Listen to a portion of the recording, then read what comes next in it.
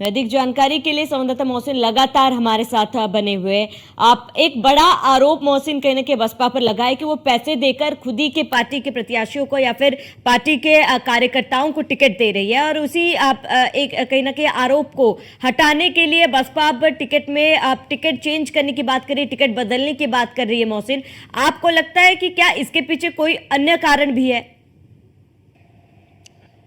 देखिए श्रावणी, ये कोई पहला मौका नहीं है कि बहुजन समाज पार्टी पर पैसे लेकर टिकट देने का आरोप लगा है। पूर्व में भी इस तरह के बहुजन समाज पार्टी के ऊपर आरोप लगते रहे हैं और लगातार जो बसपा सुप्रीमो है मायावती, वो इस तरह के सवालों के घेरे में रही है कि वो पैसे लेकर टिकट देती हैं। क्योंकि हाल ही में जो उत्तर प्रदेश के अंदर 10 विधानसभा सीटों पर उपचुनाव होना है, वहाँ पर 5 विधानसभा की सीटों पर बहुजन समाज पार्टी ने प्रत्याशी घोषित कर दिए थे, जिसमें गाजियाबाद, मंझवा और मिल्कीपुर और मीरापुर और इसके अलावा जो है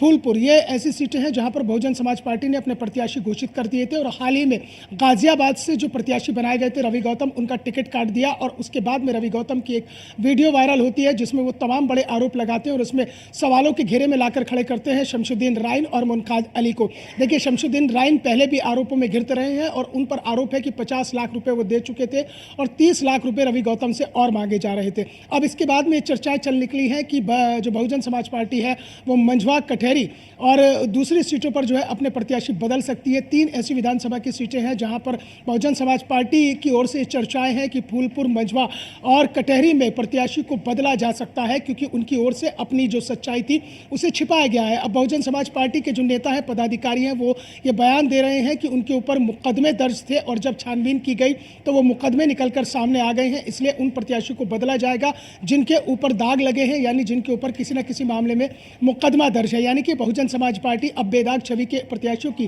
तलाश कर रही है। लेकिन सवाल श्रावणी यहाँ पर यह होता है कि जब आप प्रत्याशी घोषित कर रहे थे, जब प्रत्याशी आपके पास टिकट मांगने गए थे, तब आप कहाँ पर सोए हुए थे? तब आपने क्यों उन प्रत्याशियों की जो छानबीन थी नहीं कराई थी? देखिए, ये तो केवल एक बहाना है कि मुकदमे दर्ज हैं और इसलिए जो है हम बेदाग छवि का प्रत्याशी तलाश रहे हैं। यहाँ ये भी समझना होगा कि जिस वक्त प्रत्याशी अपना नामांकन पत्र दाखिल करता है, नॉमिनेशन फाइल करता है रिटर्निंग ऑफिसर के सामने, उसमें तमाम चीज़ों का खोला जाता है, उसमें तमाम चीज़ें लिखी जाती हैं कि कितने मुकदमे चल रहे हैं, कितने मुकदमे विचाराधीन है, कितने मुकदमे लंबित है। ये तो बात की बात थी। अब मुकदमों की जहाँ तक बात है, वो गंभीर मामलों में नहीं है या कोई गंभीर मामला है, ये देखने वाला बड़ी बात थी। लेकिन अब बहुजन समाज पार्टी ने बीच का रास्ता निकाला। देखिए, बहुजन समाज पार्टी पर इस तरह के ये आरोप लगते रहे हैं कि अगर एक प्रत्याशी ने 50 लाख रुपए पार्टी फंड में जमा किया और उसका टिकट घोषित कर दिया और उसी विधानसभा सीट से कोई दूसरा प्रत्याशी वहां पर पहुंचता है बसपा के दरबार में और कहता है कि मैं 60 लाख या 70 लाख या 80 लाख देता हूं, तो कहा जाता है कि इस तरह से जो है फिर बहुजन समाज पार्टी टिकट बदल देती है। लोकसभा चुनाव में भी इस तरह के आरोप लगे थे। हालांकि लोकसभा चुनाव में जो देखा था बहुजन समाज पार्टी का प्रदर्शन किस तरह से शून्य की तरफ चला जा रहा है, तो कुल मिलाकर बहुजन समाज पार्टी अब इस तरह की कोशिश में है कि किसी न किसी तरह से अपनी छवि को बदलने की कोशिश कर रही है। क्योंकि 24 के जो नतीजे आए हैं उसके बाद में बहुजन समाज पार्टी में अब टिकट लेने वालों के लिए क्या वाकई में बेदाग छवि वाला नेता ढूंढ रही है मायावती, या फिर अधिक पैसे टिकट लेने को लेकर मिल रहे हैं और इसी वजह से बदला जा रहा है?